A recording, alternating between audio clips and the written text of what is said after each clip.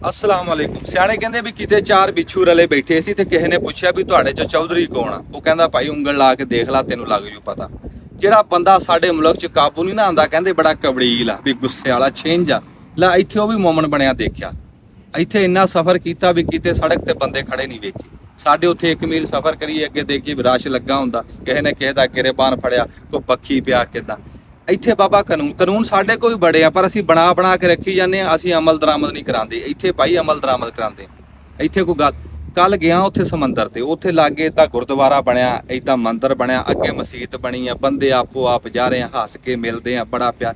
ਗੱਲ ਕੋਈ ਹੈ ਆ ਯਾਰ ਜਿਹਦੇ ਚ ਆਪਾਂ ਪਿੱਛੇ ਆ। ਉਹ ਬੇਨਮਾਜ਼ੀ ਤੁਹਾਨੂੰ ਕਵੇ ਨਾ ਕਿ ਯਾਰ ਮੈਨੂੰ ਪੈਸੇ ਦਿਓ ਮੈਂ ਮਸਜਿਦ ਬਣਾਣੀ ਹੈ, ਲੈ ਤੁਹਾਡਾ ਦਿਲ ਹੀ ਨਹੀਂ ਮੰਨਣਾ ਵੀ ਯਾਰ ਜਦੋਂ ਨਮਾਜ਼ ਹੀ ਨਹੀਂ ਪੜ੍ਹਦਾ ਇਹ ਮਸਜਿਦ ਨੇ ਇਹਦਾ ਝੇੜਾ ਕੀ ਹੈ। ਸਾਡੇ ਇੱਥੇ IMF ਨੂੰ ਕਹੀ ਤਾਂ ਜਾਂਦੇ ਆ ਵੀ ਉਹ ਸ਼ਰਤਾਂ ਰੱਖਦੀ ਹੋ ਰਿਹਾ, ਪਰ IMF ਦਾ ਦਿਲ ਹੀ ਨਹੀਂ ਮੰਨਦਾ ਇਹਨਾਂ ਤੇ, ਸਾਡੇ ਹੁਕਮਰਾਨਾਂ ਤੇ। ਇੱਥੇ ਕਹੀ ਤਾਂ ਜਾਂਦੇ ਨਾ ਅਰਬਾਂ ਚੋਂ ਪੈਟਰੋਲ, ਭਾਈ ਪੈਟਰੋਲ ਕੱਲਾ ਵੀ ਕੁਝ ਨਹੀਂ ਕਰਦਾ। ਇੱਥੇ ਖਰਚਦੇ ਆ, ਇੱਥੇ ਲਾਂਦੇ ਵੀ ਆ। ਮੈਂ ਤੁਹਾਨੂੰ ਦੂਰ ਦੀ ਕੀ ਆਪਣੇ ਰਿਸ਼ਤੇਦਾਰਾਂ ਦੀ ਗੱਲ ਸੁਣਾ ਨਾ, ਮੁੰਡਾ ਆਇਆ ਦੁਬਈ, ਉਹਨੇ ਪੈਸੇ ਪੂਸੇ ਇੱਥੇ ਇਕੱਠੇ ਕਰਕੇ ਉੱਥੇ ਪਲਾਟ ਲਿਆ ਪਿੰਡ 'ਚ। ਆਪਣੇ ਅੱਬੇ ਨੂੰ ਫੋਨ ਕੀਤਾ, ਅੱਬਾ ਆਖੇ ਕੋਠੀ ਸ਼ੁਰੂ ਕਰਾ, ਚੰਗੀ ਤਾਂ 3 ਮੰਜ਼ਲਾ ਕੋਠੀ ਬਣਾਣੀ ਵੀ ਪਿੰਡ ਵਾਲਿਆਂ ਨੂੰ ਲੱਗ ਪਤਾ ਜਾਵੇ। ਉਹ ਕਹਿੰਦਾ ਤੂੰ ਘਲਾ ਪੈਸੇ।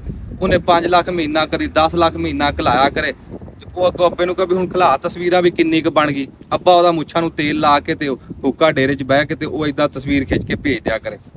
ਉਹ 6 ਮਹੀਨਿਆਂ ਬਾਅਦ ਉਹਨੇ 75-80 ਲੱਖ ਰੁਪਈਆ ਭੇਜਿਆ ਤੇ ਅੱਗੋਂ ਤਸਵੀਰ ਅੱਬੇ ਦੀ ਆਇਆ ਕਰੇ। ਉਹ ਚਲਾ ਗਿਆ ਪਾਕਿਸਤਾਨ। ਉਹਨੇ ਪਿੰਡ ਜਾ ਕੇ ਦੇਖਿਆ, ਅੱਬੇ ਨੂੰ ਪੁੱਛਿਆ ਵੀ ਸੁਣਾ ਆਪਣੀ ਕੋਠੀ ਦਾ। ਅੱਬੇ ਨੂੰ ਮੂੰਹ ਆਈ ਨੂੰ ਕਰ ਲਿਆ। ਉਹ ਉੱਧਰੋਂ ਜਾ ਕੇ ਬੈਠਾ, ਉਹਨੇ ਕਿਹਾ ਅੱਬਾ ਕੋਠੀ। ਉਹ ਅਖੀਰ ਆਪ ਗਿਆ, ਜਾ ਕੇ ਪਲਾਟ 'ਚ ਵੇਖਿਆ, ਪਲਾਟ ਰੜਾ ਮੈਦਾਨ। ਉਹ ਵਾਪਸ ਆਪਣੇ ਪਿਓ ਕੋ ਆਇਆ, ਕਹਿੰਦਾ ਅੱਬਾ 70-80 ਲੱਖ ਦਾ ਤੂੰ ਮੁੱਛਾਂ ਨੂੰ ਤੇਲ ਹੀ ਲਾ ਦਿੱਤਾ।